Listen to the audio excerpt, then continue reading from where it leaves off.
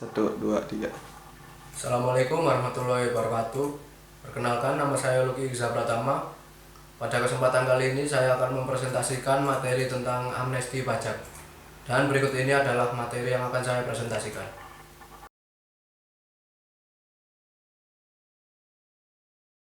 Oke, langsung saja ke materinya. Pengertian umum. Apakah yang dimaksud dengan amnesti pajak?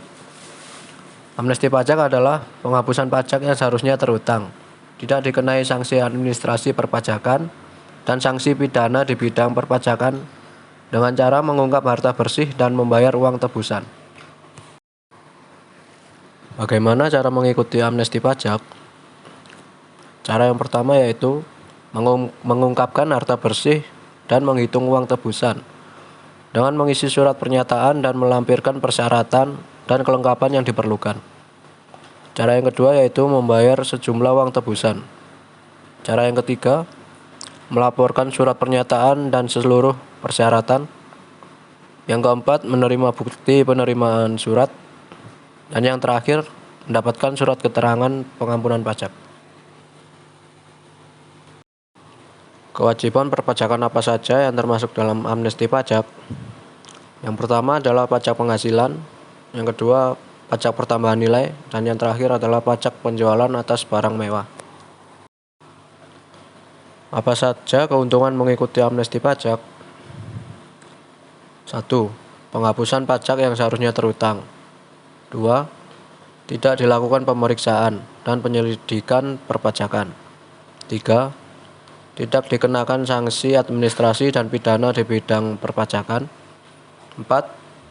Jaminan kerahasiaan data amnesti pajak wajib pajak dan data tersebut tidak dapat dijadikan dasar penyelidikan dan penyidikan tindak pidana apapun. Dan yang terakhir, pembebasan pajak penghasilan untuk balik nama harta tambahan.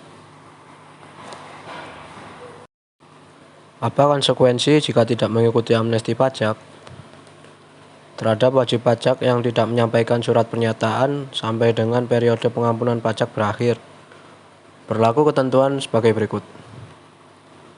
Dalam hal Direktur Jenderal Pajak menemukan data atau informasi mengenai harta wajib pajak yang diperoleh dan belum dilaporkan dalam surat pemberitahuan tahunan pajak penghasilan. Atas harta dimaksud dianggap sebagai tambahan penghasilan wajib pajak dan diterbitkan surat ketetapan pajak kurang bayar dan dikenakan pajak atas harta tersebut menggunakan tarif pajak penghasilan ditambah sanksi administrasi berupa bunga sebesar 2% per bulan paling lama 24 bulan. Siapa saja yang dapat mengikuti program amnesti pajak? Seluruh wajib pajak yang mempunyai kewajiban menyampaikan surat pemberitahuan tahunan pajak penghasilan dan harus memiliki NPWP yang meliputi 1. Badan atau organisasi, 2. Orang pribadi, dan 3. Pengusaha dengan omset tertentu. Siapa yang tidak dapat mengikuti program amnesti pajak? Yang pertama yaitu wajib pajak yang sedang dilakukan penyidikan dan bekas penyidikan telah dinyatakan lengkap oleh kejaksaan. Yang kedua, wajib pajak yang sedang dalam proses peradilan, dan yang terakhir adalah wajib pajak yang sedang dalam proses menjalani hukuman pidana. Berapa lama jangka waktu diterbitkannya surat keterangan pengampunan pajak? Surat keterangan wajib pajak diterbitkan dalam waktu paling lama 10 hari kerja terhitung sejak tanggal diterima surat pernyataan pengampunan pajak serta lampirannya. Jika jangka waktu 10 hari kerja surat keterangan pengampunan pajak belum diterbitkan, maka surat pernyataan untuk pengampunan pajak dianggap diterima. Informasi lain terkait dengan amnesti pajak. Apakah penyampaian pengajuan amnesti pajak dapat diwakilkan? Dapat diwakilkan, selama surat pernyataan pengampunan ditandatangani oleh wajib pajak bersangkutan. Penyampaian surat pernyataan yang diwakilkan oleh orang lain harus melampirkan surat kuasa atau surat penunjukan. Untuk melakukan amnesti pajak, apakah pembayaran tunggakan pajak dapat dilunasi sebagian saja atau tidak seluruhnya? Tidak bisa. Wajib pajak harus melunasi seluruh tunggakan pajak, yakni pokok utang pajak, tanpa sanksi administrasi sebelum mengajukan surat pernyataan untuk pengampunan pajak. Apakah data wajib pajak yang dicantumkan pada surat pernyataan pengampunan pajak aman? Data dan informasi yang bersumber dari surat pernyataan dan lampirannya yang diadministrasikan oleh Kementerian Keuangan atau pihak lain yang berkaitan dengan pelaksanaan undang-undang ini aman dan tidak dapat dijadikan sebagai dasar penyelidikan, penyidikan, atau penuntutan pidana terhadap wajib pajak. Peraturan pajak pelaksanaan amnesti pajak. Yang pertama yaitu Undang-Undang Pengampunan Pajak Nomor 11 Tahun 2016. Yang kedua, Peraturan Materi Keuangan Republik Indonesia Nomor 118/03/2016 tentang pelaksanaan Undang-Undang Nomor 11 Tahun 2016. Selanjutnya yaitu Peraturan Menteri Keuangan Republik Indonesia Nomor 119/PMK.08/2016 tentang cara pengalihan harta wajib pajak ke dalam wilayah Negara Kesatuan Republik Indonesia dan penempatan pada instrumen investasi di pasar keuangan dalam rangka pengampunan pajak. Selanjutnya, Keputusan Menteri Keuangan Republik Indonesia Nomor 600/KMK.03/2016 tentang penetapan bank persepsi yang bertindak sebagai penerima uang tebusan dalam rangka pelaksanaan pengampunan pajak. Berikutnya, Peraturan Direktur Jenderal Pajak Nomor Per/07/PJ/2016 tentang dokumen dan pedoman teknis pengisian dokumen dalam rangka pelaksanaan pengampunan pajak. Dan yang terakhir, Surat Edaran Direktur Jenderal Pajak Nomor SE/30/PJ/2016 tentang petunjuk pelaksanaan pengampunan pajak.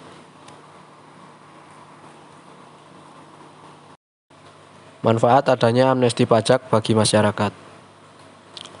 1. Penghapusan pajak terutang. 2. Bebas pemeriksaan. 3. Penghapusan sanksi administrasi. 4. Pembebasan PPh. Dan kelima, mudah mendapat akses layanan perbankan. Penghapusan pajak terutang. Maksudnya adalah penghapusan pajak terutang yang belum diterbitkan ketetapan pajak.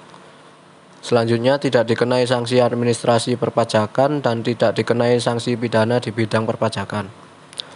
Dalam penjelasan lebih singkat, utang pajak Anda akan dihapus oleh pemerintah. Bebas pemeriksaan. Maksudnya adalah setiap pelaporan yang Anda lakukan tidak akan melalui pemeriksaan pajak, pemeriksaan bukti permulaan, dan penyidikan tindak pidana di bidang perpajakan. Jadi Anda bisa melakukan pelaporan tanpa harus takut. Penghapusan sanksi administrasi. Maksudnya adalah bila Anda telat membayar pajak, Anda akan dikenakan denda. Namun bila mengikuti amnesti pajak, hal itu tidak akan berlaku. Anda tidak akan dikenakan sanksi administrasi. Pembebasan PPh. Jadi maksudnya adalah Anda juga akan mendapat pembebasan PPh atau pajak penghasilan untuk balik nama harta tambahan. Jadi, seperti Anda membeli rumah memakai nama orang lain, dengan amnesti pajak, Anda akan terbebas dari PPh. Mudah mendapat akses layanan perbankan. Jadi maksudnya yaitu selain terhindar dari masalah yang terkait dengan sanksi dan denda pajak, ada satu lagi keuntungan yang bisa didapatkan, yaitu mendapatkan kemudahan untuk mengakses layanan kredit bank. Kredit ini sendiri berlaku untuk pengajuan kartu kredit, kredit kendaraan, deposito, dan layanan perbankan lain yang rata-rata mensyaratkan kepemilikan NPWP.